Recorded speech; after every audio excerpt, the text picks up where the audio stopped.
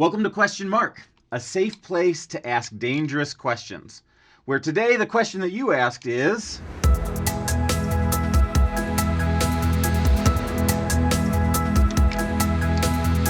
is abortion wrong?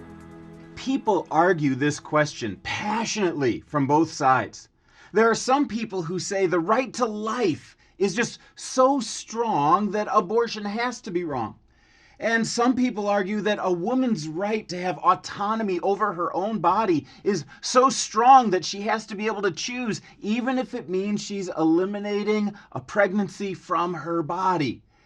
The morality around this is very strong, and really it's a question of autonomy versus humanity. And there's a scientific question that's behind all of this that has direct moral overtones, and that's the question is it a baby or is it a blob? Is it something that's just a zygote or a mass or a clump of cells that's being eliminated? Is it a lot like a mole that you would have taken off of your body, or is it a separate human being? This is an important question. Baby or blob?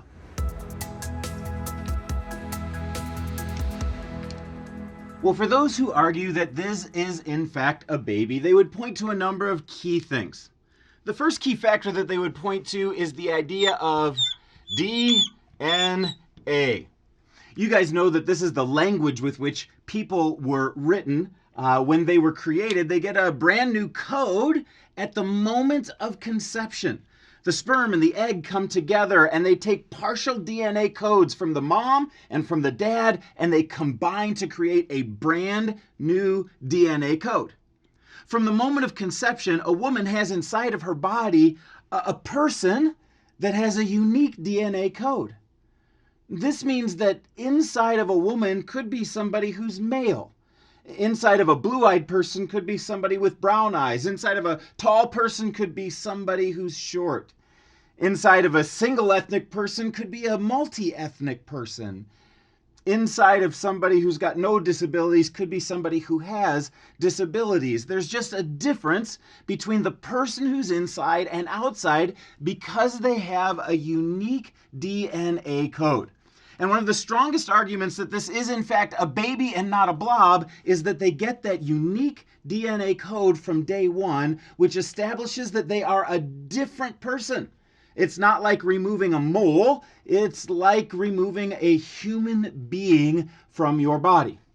The second argument is development. You take a look at the key things that happen within a baby's development. 18 days from the day of conception, a heartbeat forms. 28 days, they have a heart and eyes and ears that are formed. 42 days, brain waves can be detected. From a very early point, they have all of the developmental characters of somebody who is a human being, and that defines what life is. And the last thing is D-Bible. I just had to make all three of them start with D. DNA, development, and D-Bible. If you get your morality from the scriptures, then God is very clear that life begins inside the womb, not after the womb. In fact, he says in Jeremiah chapter 1, verse 5, "Before I formed you, I knew you."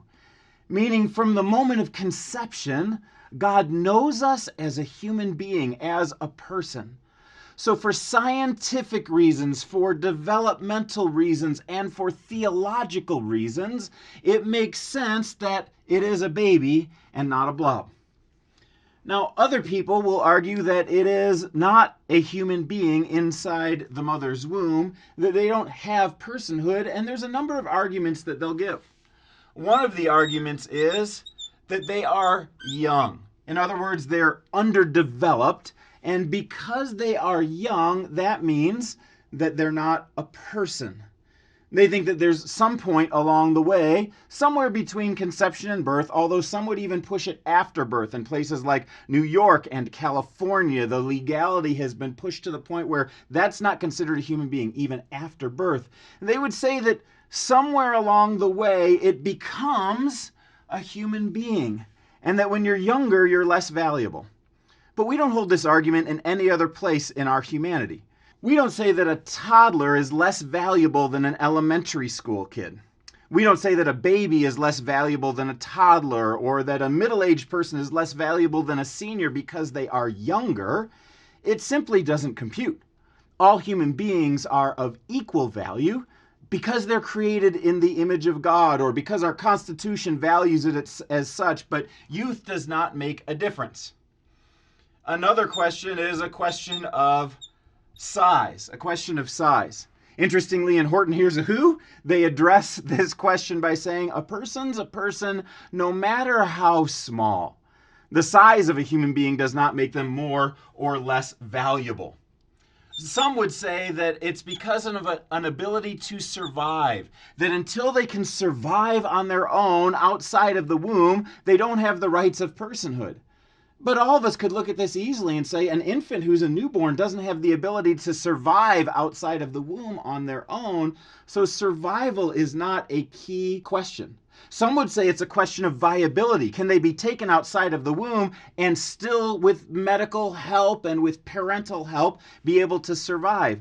But that doesn't work out because the age of viability is getting younger and younger as technology gets better. Does the definition of personhood change with technology? If it gets earlier and earlier, does that mean people are becoming persons earlier and earlier? I don't think so. Another argument that they give is the argument of self-awareness. That somebody is not a person until they are self-aware. And you know that babies that are inside of the womb don't even know about their personhood, and so they can't be persons until they're self-aware.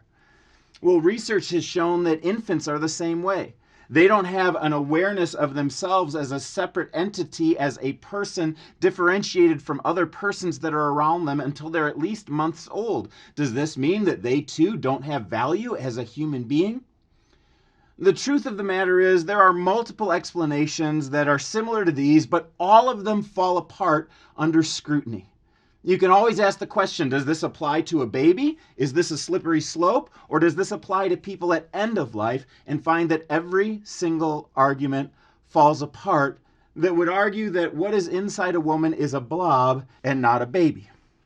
If in fact it is a baby, then that means that 800,000 abortions that are performed every year, whether they're performed by RU486, the abortion pill, or other medicines, or whether they're performed through a surgery, 800,000 babies are killed every single year.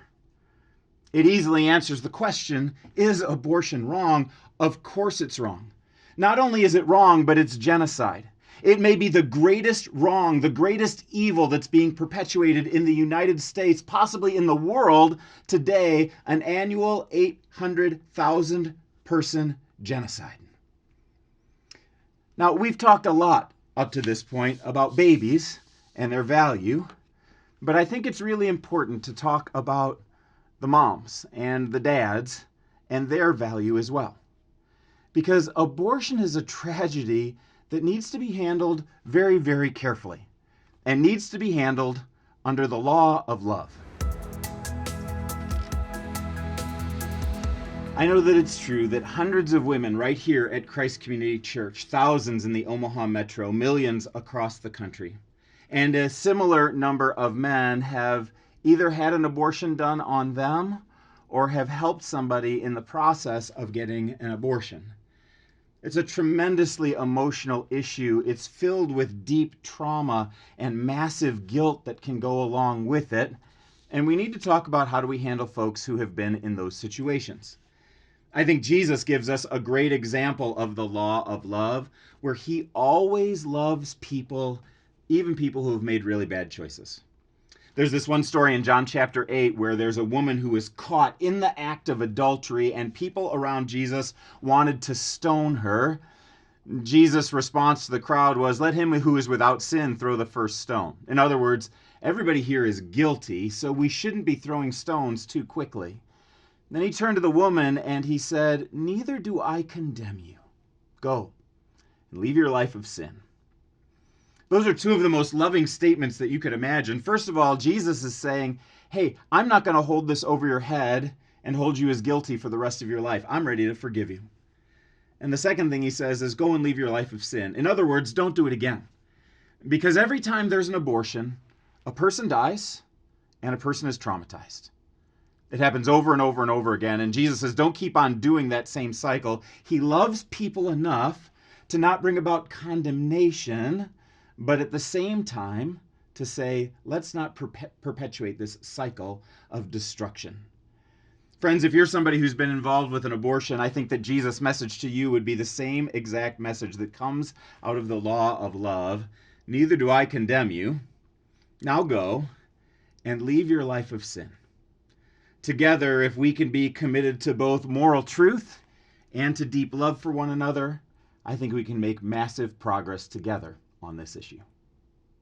Well, thanks for watching. If you liked this video and you'd love to see more like it, perhaps you'd like to start with this video right here. And if you love these videos, it would be fantastic if you would like, subscribe, or ring the bell for notifications.